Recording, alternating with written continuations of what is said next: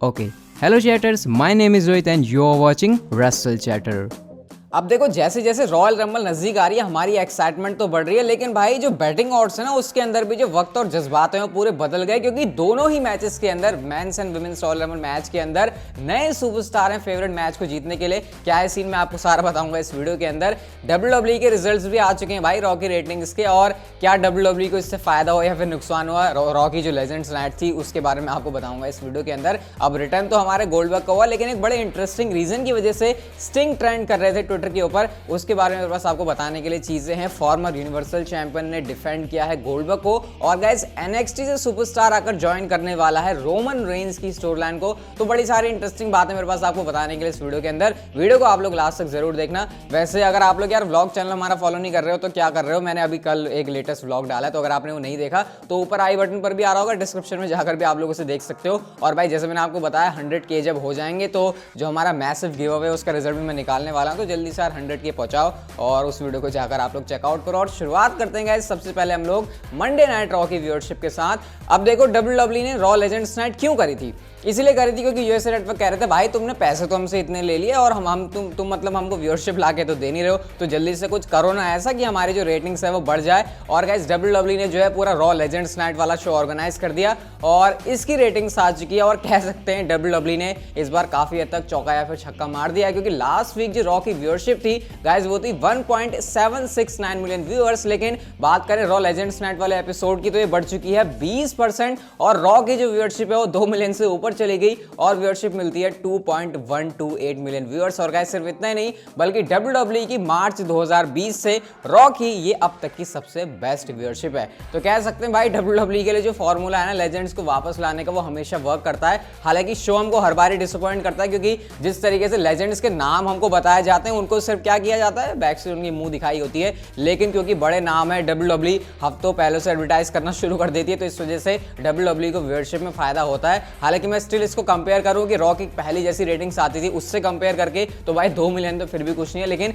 Recent time में जैसे raw का हाल रहा है कह सकते हैं ये काफी तगड़ा उछाला है, और 20% बढ़ी है तो भाई कोई मजाक बात तो है नहीं। तो कह सकते हैं विंस मैकमैन कह रहे होंगे कि हाँ भाई देखो जब भी मेरे को रेटिंग्स बढ़ानी होती है मैं लेजेंड्स को बुला लेता हूँ और रेटिंग्स हमारी बढ़ जाती है। बाकी अब देखते हैं नेक्स्ट वीक से सीन क्या बनता है, क्योंकि हर हफ्ते तो लेजेंड आने नहीं वाले, और जो हमारे करंट सुपरस्टार्स हैं उनको ही कुछ जलवे दिखाने पड़ेंगे या फिर WWE की क्रिएटिव टीम को जलवे दिखाने पड़ेंगे। अगली स्टोरी की तरफ गाइस हम लोग चलते हैं, और ये जुड़ी है बिल गोल्डबर्ग से। तो जैसे कि मैंने आपको अपनी पिछली कुछ वीडियोस के अंदर बताया है कि कैसे गोल्डबर्ग के आने के बाद बहुत सारे रेसलिंग फैंस बिल्कुल नाखुश हैं कि भाई ये बंदा हमेशा आ जाता है, ये यंग टैलेंट्स की जगह लेता है, इसको चैंपियनशिप के लिए बार बार मौके दिए जाते हैं, तो ये भाई बहुत बेकार चीज है WWE की, ये इनको ऐसा बिल्कुल भी नहीं करना चाहिए। तो गाइस इसके बाद जो स्टिंग है उनका नाम ट्विटर के ऊपर ट्रेंड कर रहा था, और यहाँ पर फैंस कंपेयर करने लगे कि कैसे AEW के अंदर स्टिंग तो वापस आए हैं, मतलब पुराना बंदा तो वहां पर भी वापस आया है, लेकिन वो क्या कर रहा है, वो मदद कर रहा है करंट सुपरस्टार्स की उनको एलिवेट करने के लिए। जैसे कि अगर आप लोग देख रहे हो AEW तो वहां पर आपको पता है स्टिंग को डार्बी एलन के साथ इन्वॉल्व किया जा रहा है, और स्टिंग के नाम की वजह से डार्बी एलन को पॉपुलैरिटी मिल रही है।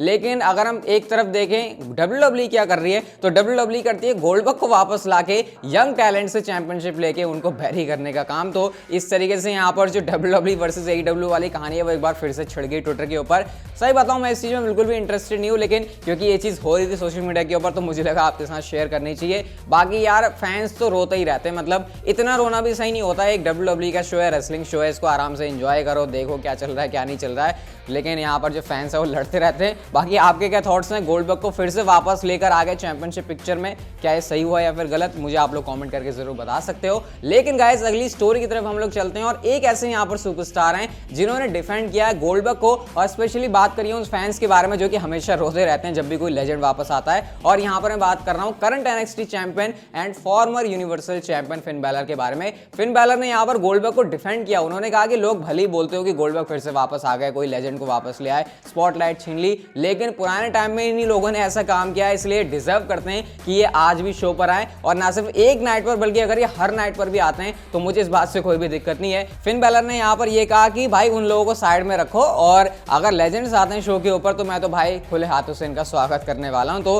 फिन बैलर ने यहाँ पर बिल्कुल डिफरेंट अपना ओपिनियन रखा है और यहाँ पर उन्होंने शायद मुस्तफा अली को जवाब भी दिया है, क्योंकि मुस्तफा अली ने ये कहा था कि लेजेंड्स की वजह से रेट्रीब्यूशन को रॉ के एपिसोड में कोई अपना सेगमेंट नहीं मिला, तो लेजेंड्स आने की वजह से रेटिंग्स बढ़ गई, बहुत सारी कंट्रोवर्शियल चीजें हो रही है, फैंस गुस्सा है, किसी के अलग ओपिनियन है, कोई कुछ कह रहा है, तो भाई बवाल तो यहाँ पर जरूर मचा। और डब्ल्यूडब्ल्यू को पता है क्या चाहिए, डब्ल्यूडब्ल्यू को सिर्फ ये चाहिए होता है कि वो कुछ भी ऐसा करें और इसकी वजह से सोशल मीडिया के ऊपर या फिर इंटरनेट के ऊपर बातें हैं। और मैं कह सकता हूँ कि गोल्डबर्ग का आना सही है गलत है वो तो बात साइड में रखो, लेकिन एटलीस्ट इसकी वजह से डब्ल्यूडब्ल्यू को अटेंशन मिली है, डब्ल्यूडब्ल्यू को पता है कि इस बारे में बातें हो रही हैं, तो भाई वो तो यहाँ पर यही चीज करने वाले हैं। और काफी हद तक फिन बैलर की बातों से मैं भी एग्री करता हूँ। हम लोग चलते हैं गाइस अपनी अगली स्टोरी की तरफ और एक बार फिर से हम लोग बात करने वाले हैं गोल्डबर्ग के बारे में। मतलब देख ही लो यार, एक बंदा वापस आया, लेकिन जब से वो वापस आया सारी बातें उसके बारे में ही हो रही हैं। और डब्ल्यूडब्ल्यू ने इंस्टाग्राम के ऊपर एक ऐसी फोटो डाली है जो कि एक बार फिर से उन इंटरनेट रेसलिंग फैंस को जला रही है जो कि गोल्डबर्ग को नहीं देखना चाहते। और गाइस यहाँ पर डब्ल्यूडब्ल्यू ने गोल्डबर्ग के जितने भी टाइटल रेन रहे हैं डब्ल्यूडब्ल्यू के अंदर,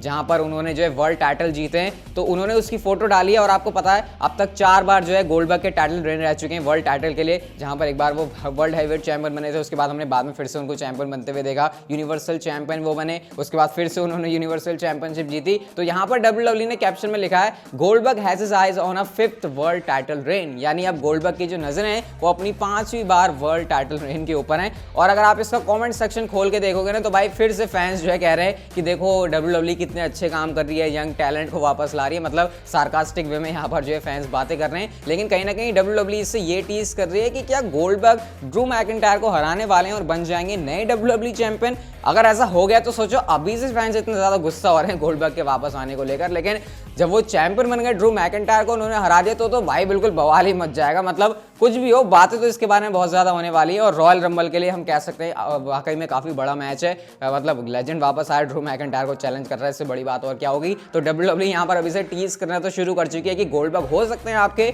नए डब्ल्यूडब्ल्यू चैंपियन। अब क्या एक्चुअल में ऐसा होता है फिर नहीं, इसके लिए तो हमको रॉयल रंबल का ही वेट करना पड़ेगा। लेकिन जो भी हो भाई बवाल तो रॉयल रंबल के अंदर जरूर मचने वाला है। हम लोग चलते हैं अपनी अगली स्टोरी की तरफ और गाइस ये जुड़ी है Roman Reigns and Kevin Owens की स्टोरी लाइन से। और गाइस रेसल वॉर्स की तरफ से एक बड़ी इंटरेस्टिंग चीज हमको पता चली कि लास्ट वीक के लिए डब्ल्यूडब्ल्यू ने एक अलग एंगल प्लान किया हुआ था और एंगल ये था कि एनएक्सटी से कोई सुपरस्टार आकर ज्वाइन हो जाता Roman Reigns and Kevin Owens की स्टोरी लाइन के अंदर, जहां पर हम लोगों ने देखा था कि रोमन रेंस और जे उसो ने मिलकर केविन ओवेंस को मारा था। एक्चुअल में वहां पर डब्ल्यूडब्ल्यू ने ओरिजिनली ये प्लान किया था कि कोई एनएक्सटी से सुपरस्टार आने वाला जो कि इस फ्यूड के अंदर आएगा। अब एग्जैक्टली ये तो नहीं पता चला कि वो सुपरस्टार क्या रोमन रेंस की साइड में होता है फिर केविन ओवेंस की साइड में होता। और उन्होंने गाइस ये भी बताया कि जो न्यू ईयर सिविल का एनएक्सटी का एपिसोड हुआ है उसमें से कोई सुपरस्टार आने वाला था, यानी अगर मैं आपको नाम बताऊं तो वो हो सकते थे Finn Balor, Kyle O'Reilly, Karrion Kross, Damian Priest, इनमें से कोई एक ऐसा नाम था जो कि आकर ज्वाइन करने वाला था Roman Reigns and Kevin Owens की स्टोरी लाइन को। अब अगर आप मेरे से पूछोगे कि क्या डब्ल्यूडब्ल्यू ने एक हफ्ते के लिए उसको थोड़ी देर के लिए डिले कर दिया या फिर हमेशा के लिए प्लान कैंसिल हो गए उस एनएक्सटी के सुपरस्टार को लाने के लिए, तो इसके बारे में मेरे को नहीं पता, लेकिन शायद हमको नेक्स्ट वीक के स्मैकडाउन का वेट करना पड़ेगा, क्योंकि अगर एक्चुअल में डब्ल्यूडब्ल्यू कुछ ऐसा प्लान कर रही थी तो स्टिल आपको वो सुपरस्टार देखने को मिल सकता है। तो बड़ी अजीब सी यहाँ पर हम कह सकते हैं मोड़ ले रही है Kevin Owens and Roman Reigns की स्टोरी लाइन, क्योंकि एनएक्सटी सुपरस्टार आकर इस वाली स्टोरी लाइन के अंदर इन्वॉल्व होगा उसके लिए तो बढ़िया बात है ही, लेकिन इस वाली कहानी के अंदर भी एक नया तड़का सा लग जाएगा। तो अगली स्मैकडाउन का वेट करते हैं और देखते हैं क्या जो है फ्यूचर होता है Roman Reigns and Kevin Owens की स्टोरी लाइन का। और हम लोग गाइस बात करते हैं अपनी फाइनल स्टोरी के बारे में। और जैसे कि मैंने वीडियो के स्टार्ट में कहा, रॉयल रंबल के जो विनर के बैटिंग ऑड्स हैं वो पूरी तरीके से चेंज हो चुके हैं। और गाइस अगर हम सबसे पहले बात करें विमेंस रॉयल रंबल की, तो मैंने आपको कुछ टाइम पहले बताया था कि एलेक्सा ब्लिस फेवरेट है कि वो जीतेंगी रॉयल रंबल मैच को, लेकिन गाइस एलेक्सा ब्लिस का नाम हो चुका है नीचे और बियांका ब्लेयर बन चुकी है नई फेवरेट की वो जीतेंगी विमेंस रॉयल रंबल मैच को। तो देखते हैं इस मैच के अंदर क्या होता है। और जहां तक बात रही मेंस रॉयल रंबल मैच की, जो कि सबसे ज्यादा मैटर करता है, इससे पहले मैंने आपको बताया था कि कैसे कीथ ली का नाम सबसे ऊपर आ रहा है, बिगी का नाम सबसे ऊपर आ रहा है, लेकिन गाइस अचानक से डैनियल ब्रायन बिल्कुल नीचे से उठकर टॉप पर आ चुके हैं और इस समय डैनियल ब्रायन है क्लियर फेवरेट कि वो जीतने वाले हैं मेंस रॉयल रंबल मैच को।